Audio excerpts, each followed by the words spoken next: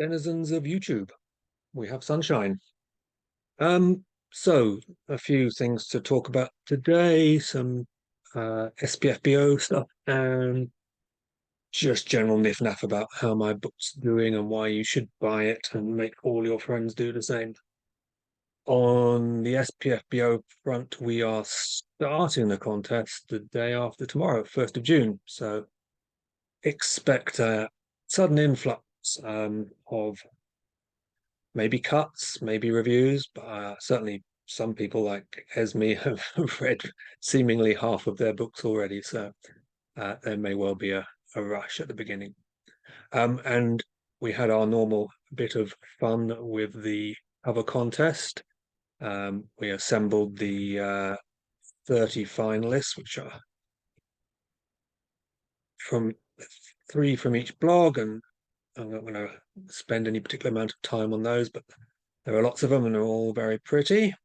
And then we had our traditional vote by the individual blogs. They each picked 4 of the 30 and gave a vote to them. And we had our traditional vote by the public, which in the past has been rather subject to shenanigans because it was on easy polls, and even with the anti-cheat software, weird things happened. Now it's on Facebook, so we get fewer votes, but you can trust them a bit more, though, of course, we are still subject to brigading. And the whole thing is essentially a piece of fun. The final results are that the blogger final choices were the gold medal going to The Bone Spear, and the cover was produced by Welder Wings there. The silver medal went to Bastards of Liberty. Looks like Dawid Gardias there is the artist. And the bronze medal went to The Briar Crown, which is by A.K. Westerman. And the links are all on the page. The votes, as you can see, were very spread out across the field. So we've got all of those books there getting 2 votes when the winner only got 4 votes. And below the books with 2 votes, we get a plethora of books covers with 1 vote. So certainly no sort of winner that's head and shoulders above all the rest. And rather peculiarly, the public vote was almost at right angles to the blogger vote. We can see the winner here with 222 public votes, got no blogger votes at all. So as far as the bloggers were concerned, was in the lower half of the finalists field. And then the artist there is Jamie Flack, and the book is the Legacy of the Vermilion Blade, Seeds of War, by Mr. Silver there. Got 2 blogger votes, but a whole ton of populous votes, and this is produced by Miblart, which I think is a sort of collective that produces covers. And the bronze medal went to Curse of the Fallen from the public vote, by, looks like, Thea Majorand. So that was interesting, and the take home there is that opinions on these covers are just very diverse, very all over the field.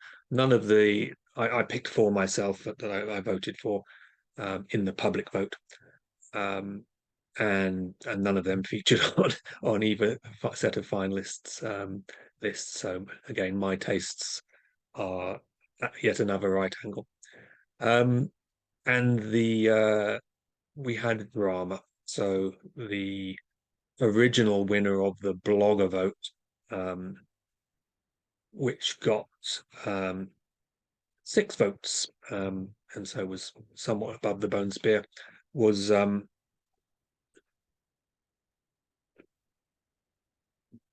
let's have a look at I think we've got the entry form over here.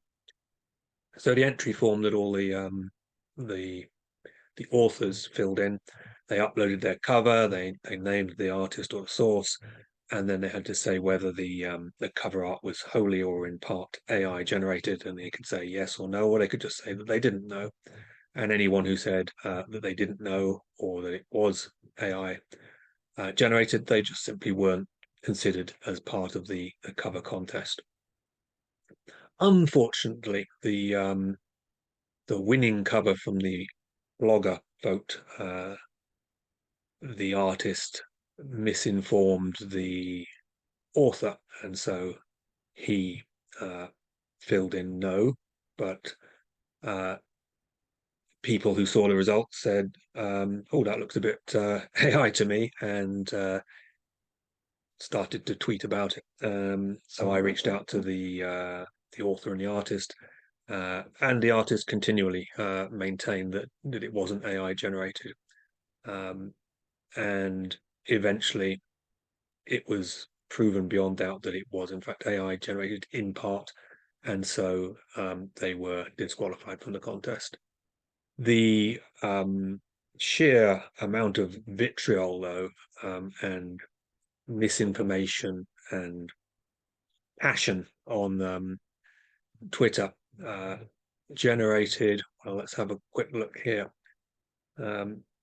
These are the stats of my blog over more than 10 years, the entirety of its lifetime, the monthly viewing.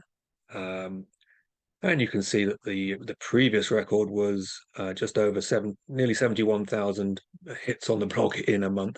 And you can see that in the month that we are currently heading towards the end of, we've set a new record of over 92,000, nearly 93,000.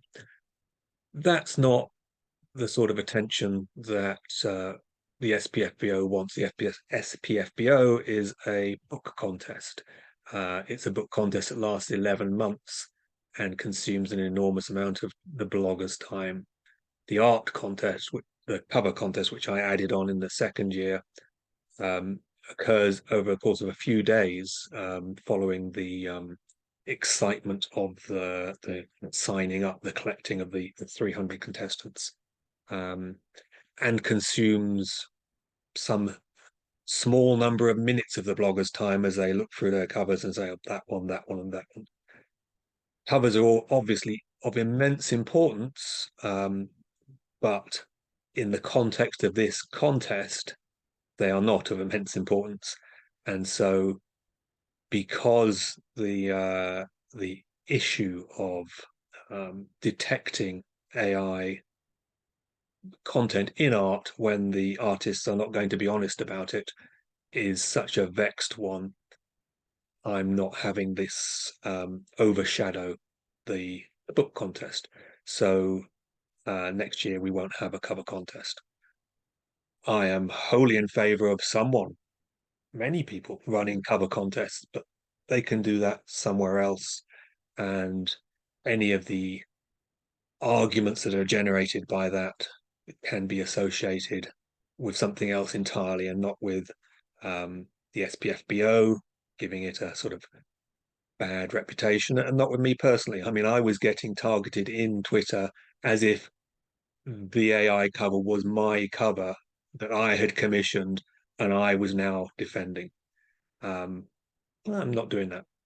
So we will just manage without in future, which is a shame, but it was a very small element of the contest, an add-on that we can now add off. If in the more distant future the whole matter becomes settled and easy to deal with, then we can resume. And by easy, I mean entirely non-controversial, as it has been every year up till now. Any other news? Yes. What is it? I'm going to have to click here to remind myself. Oh, yeah. So the book has been selling rather well, and there is a continued interest in the pretty versions and in signed versions. The pretty versions initially were the locked library one, which is, as you can see, rather gorgeous with a slightly different color scheme on the front and various prettinesses on the edges and on the insides. And the broken binding also did a nice numbered one, but all of those have sold, and you can spend silly sums on eBay for them, but apart from that, you're not going to be able to get hold of one. I did spot this rather beautiful um, well, it's not an edition. I mean, this is a sort of private enterprise about which I know nothing and which I have no affiliation. Has a big following on Instagram. That's the only thing I can say. It's got a big following, so one imagines that they have been making people happy. But I can't say whether it's a sensible thing to go and get your own one. But what they do is they just buy up books, I guess, from Amazon or whatever, and then have an artist do pretty sprayed edges. And this is the one they're doing for the book that wouldn't burn. So you have that's an option. You can go and hunt that one down. I've tweeted about it and put it on my Facebook. Um, what else? Um, so the signed copies, these are the ones I signed for Forbidden Planet, and they're essentially all sold out. Like you can no longer get, you were able to get them online very easily, just by clicking the link, and that's sold out. And people who are sending me pictures from Forbidden Planet are showing non-signed versions as if all the signed ones have sold. It's possible that in a particular branch you might find one of these ones on the shelf, but in general, you're not going to have an easy time finding a signed book in Forbidden Planet, though I may well go back and sign some more stock for them in the near future. The other option in the UK is toppings, or topping, and there's a link on my Facebook and pinned on my Twitter to there. I signed some books for them, and they've got still signed ones that you can buy online, and you can go into their store in Bath. I think they've got another one in Edinburgh, and rather amusingly, they are selling the signed versions for 16.99, and they're selling non-signed versions for 16.99. So by application of subtraction, you can work out what my signature is actually worth. In America, I mean, these people send to America, but it just costs a lot of money to do so. The only American-based option was BJ Books, who I always sign for. I learned, incidentally, they call it flat signing when you get an actual copy of the book and you sign it. What VJ Books do is they send me book plates, and I sign those, and then they stick them in the books. So VJ Books have been doing signed copies of my books for years, and they've still got a number there, but they appear to have sold out of the book that wouldn't burn. And normally they would just order some more in, but the book has moved into its fourth printing in the US, so they like to sell first editions. First edition, actually, they're all first edition. What the terminology is a bit vexed, but what most people mean when they say first edition is they mean first printing. And when the books on the shelves start to run out, the publishers will do another printing so that they can replenish them. So that the Prince of Thorns is on its 29th printing. It's very good for me that the book has exceeded expectations and needed to be reprinted 4 times, but it means that the purveyors of signed books will no longer be able to write first edition on their signed books, and that somehow lowers the desirability, and they may decide not to actually sell any more signed books if they can't get hold of any more first editions. So you'll just have to watch that space at VJ Books and see if any come up. And that's it, really. I just wanted to update you guys on the SPFBO cover contest, talk about where to get signed books, and a small piece of personal information is that my daughter Kellen, who is 19 now, went on her first ever holiday without me. She's only been on a very small number of holidays, even with us, but this was a school trip and they took her into Cornwall, and there they are, mountaineering. So she thoroughly enjoyed herself and was away from home for 4 or 5 days. Meant that I got my first non-child holiday in a great many years, like 23 or something, um, which I also hugely enjoyed and did no writing whatsoever. But now I'm getting back to it. So I will sign off this video and let myself have some time to actually do some writing. Catch you next time.